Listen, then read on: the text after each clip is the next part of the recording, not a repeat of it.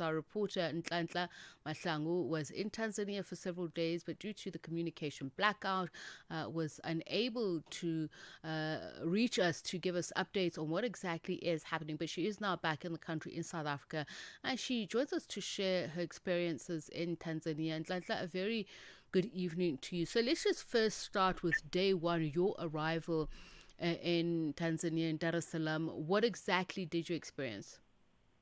Good evening, Tepiso, and good evening to our listeners. We arrived in Tanzania on Monday morning, and as expected, we were supposed to go collect our accreditation cards, which would have allowed us to cover the elections, because that was the main reason why we were there. And we went to INEC only to be told that our names are not appearing on the accredited media that is supposed to cover these elections, which came as a shock to us because when we left South Africa en route to Tanzania, we were assured that our accreditation had been approved. By checking on the system, what we did, we applied online and submitted all the required documents. So to our surprise, we were told that we did not follow the correct procedure in uploading those documents. There was some missing information that we omitted in our application, because it was the two of us who were representing Channel Africa. We had another colleague from the Chinyanja service, Tamo Kapisa, together with myself, who had traveled to Tanzania. So our day really started on that note that we could not get the accreditation that would have allowed us to move freely and go to polling stations and actually cover these elections. Just a minute, let me understand this, because typically some of that information is communicated to customs when you arrive. So did you have any problems with customs when you entered the country? Because often, particularly if you're a journalist and it's during elections, and in some countries where there are contested elections, it really starts at customs officials whether they recognize the reason for being there and give you entry. So did you experience such problems or not? Not at all. Not at all. When we arrived there, we were allowed to enter the country and proceed to the hotel. We did not get any resistance. We did not come across any problems. Hence, we assumed that our accreditation had been approved. And it is indeed quite strange, because if you didn't encounter problems at customs, the fact that you would not have been on the database of INEC it is something that would raise an eyebrow. But were there other colleagues from other countries or other news services or publications that experienced the same challenges? When we got to INEC, there were two other reporters from a radio station based in Kenya who also encountered a similar problem. And the lady that assisted us kept on asking who we were dealing with, and it was difficult for us to really tell her who we were dealing with, because when you apply on the system. There isn't an individual that is allocated to assist journalists or even send emails to communicate. So there was no form of communication, but we were the two journalists coming from Channel Africa and the two gentlemen from a radio station that is based in Kenya. Other than that, we did not see any other foreign media around where we were based, because we were based in Dar es Salaam. So, yeah, as things stand, I'm not aware if there's any other media that was barred or that encountered similar problems other than me and Tamo and the two gentlemen that were from a Kenyan radio station. So then there were reports of an internet shutdown, which disrupted phone lines and other means of online communication, which, as we've heard before, is not surprising. And just personally, I have heard for a friend or two in Tanzania, when seeking certain interviews or people that they can connect me with, he let it be known that there is resistance from government of certain individuals speaking to particularly the media. Did you get a sense that that was what was happening, that it was a constricting of the space to allow for freer reporting on what's happening there?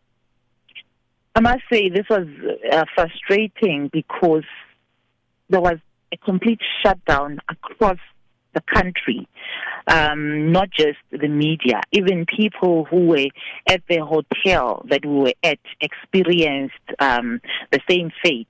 As we were moving around, people were experiencing the same fate. We tried also communicating with local journalists that we know that are based in Tanzania.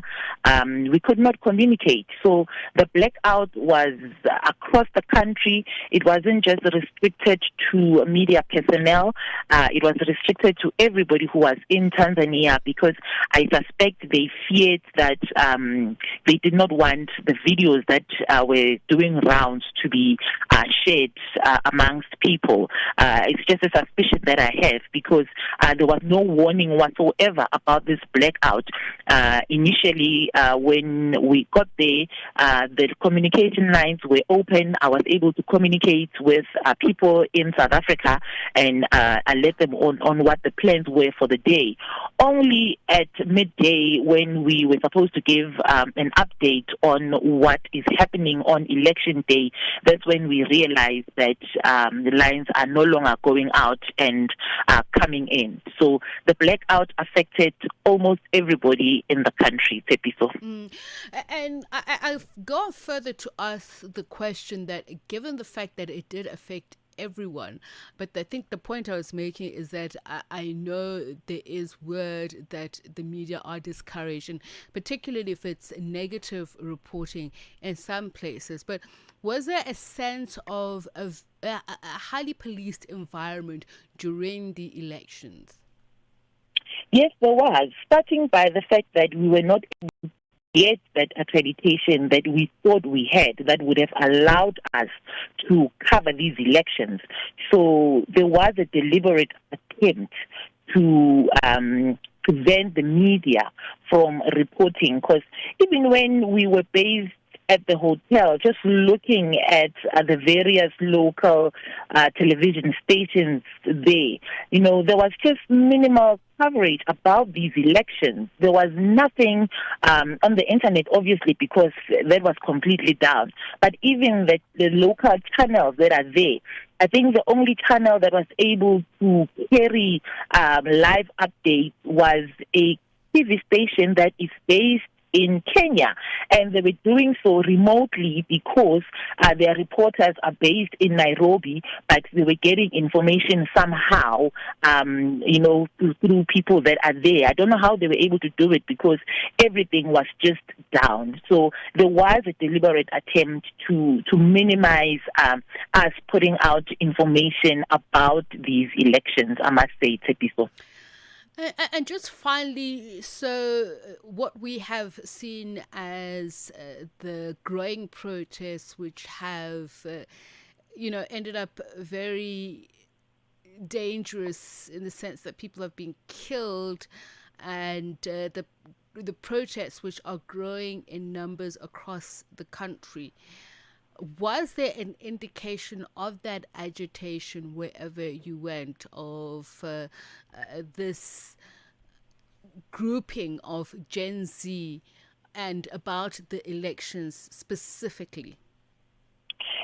After we were denied the accreditation that would have allowed us to cover these elections, what we did then, we decided to go back to the hotel. But when we were there, we decided to just take a stroll and just to gather the views of the locals around Dar es Salaam. And majority of the people that we were asking about these elections firstly seem not to care about the elections, saying it's a one-woman show and nothing is going to change. But there were talks, there were rumors that there were protests that are being planned. And that quickly spread very quickly because as we were sitting at the hotel, we were then suddenly told by hotel management to stay put and not leave the hotel because it's just suddenly become dangerous and the protesters are moving towards the direction of the hotel. So that on its own just caused a bit of panic and fear amongst people who were around the vicinity where we were because of that, saying that, the protesters are heading towards that hotel, but the military and the police are also up and about on the streets and preventing people from going ahead with this protest. So the young people in Kenya, in Tanzania, pardon me, that we spoke to, clearly said that they will not be partaking in these elections. And I must just add, Tepiso, as much as we did not get the accreditation to cover these elections, there were 2 polling stations that were just close by. It was just a stone throw away from the hotel that we were. And we decided to just take a walk just to get a sense of what, and how this election is proceeding. And believe you me when I tell you that at one particular polling station, there were literally 2 people, and the majority of the people that were there were the support staff from INEC and observer missions. And further down, obviously, because the roads also had police and military at almost every corner, you could just sense that, it was a ghost town around Dar es Salaam. So people either decided not to go out to vote, or people were still regrouping because knowing that later on, they will be part of the protest that we saw that broke up eventually and which still continue up until today, reportedly, Tepiso. All right, Nhlanhla, thank you so much for that. That is our colleague who went to Tanzania to cover the elections, but they were obviously not allowed to get accreditation to cover the elections. Nhlanhla Manhlangu speaking to us about her experiences